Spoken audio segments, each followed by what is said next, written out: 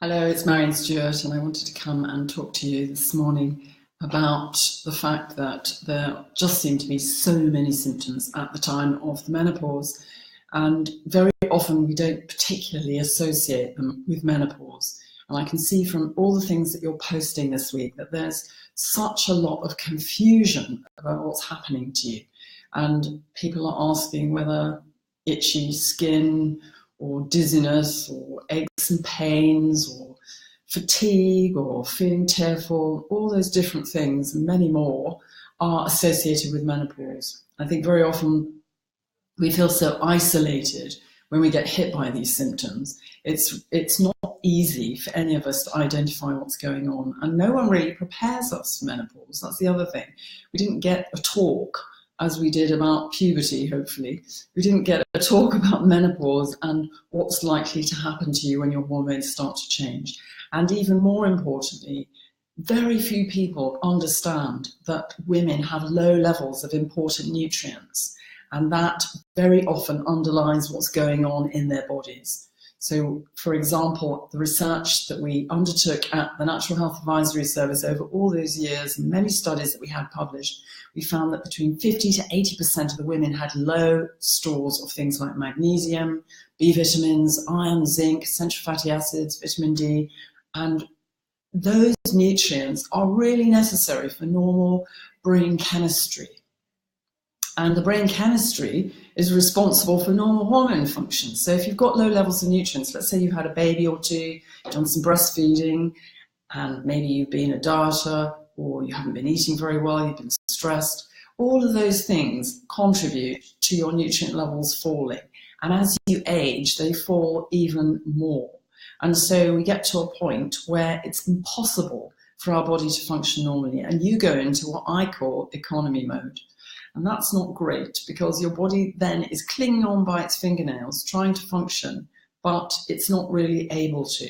And so you get everything from aches and pains, from feeling 90 before your time, to maybe headaches, maybe nervous tension, panic attacks and palpitations. Where did they come from when you've been a calm person before?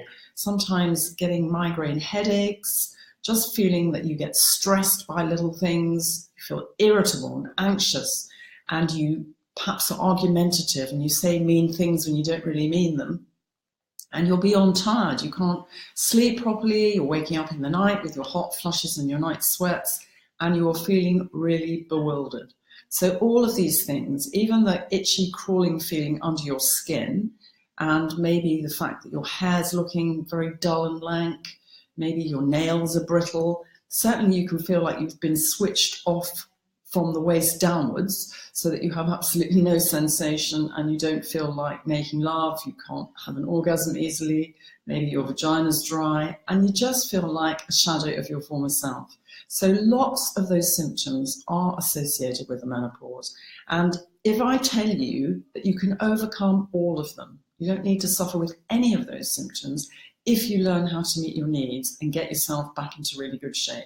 So that means you've got to learn how to get your nutrients back into an optimum range so that your brain chemistry works normally. And it's a bit like switching the factory lights back on again so that you get everything happening as it should be happening, and indeed as it perhaps was happening years ago. Also, you've got the added factor of low levels of estrogen at this point in your life, so you need to learn how to meet your needs again and top up on naturally occurring estrogen little and often, so that, and take out of your diet anything that's likely to impede the absorption of good nutrients while you're trying to refuel. And lots of diet and exercise as well to help you along your way.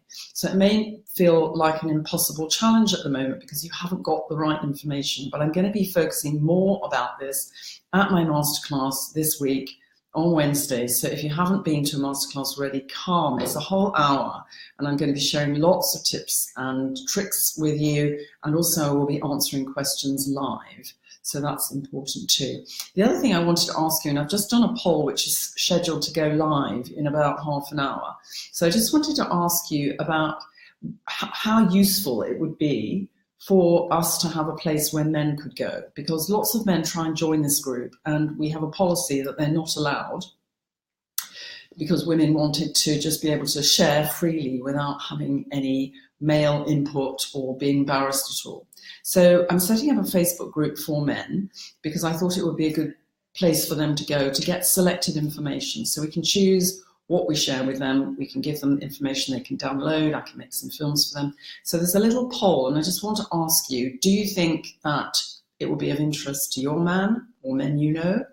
Do you think that they would fill in a survey if they could download a handbook, or would they watch a film? Just trying to get a little bit of feedback. And would you like to participate with selected messages for men in their group? So I'm just trying to get a feel for that at the moment. So obviously we are going to carry on and provide as much information as we can so we can get you on a recovery journey. Also, just so that you've got hope in your heart, knowing that you don't have to suffer anymore.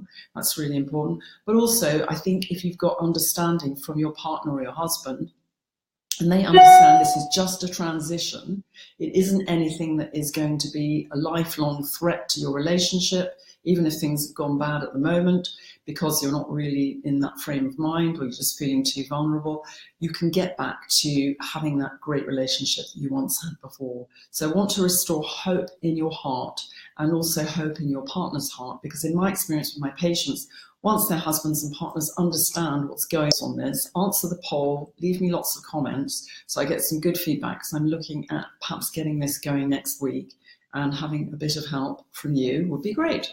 So hopefully you understand that you don't need to go on suffering. You're going to set aside some time to come to the masterclass on Wednesday, and I look forward to helping you much more on your recovery journey. Hope you have a good weekend. Bye for now.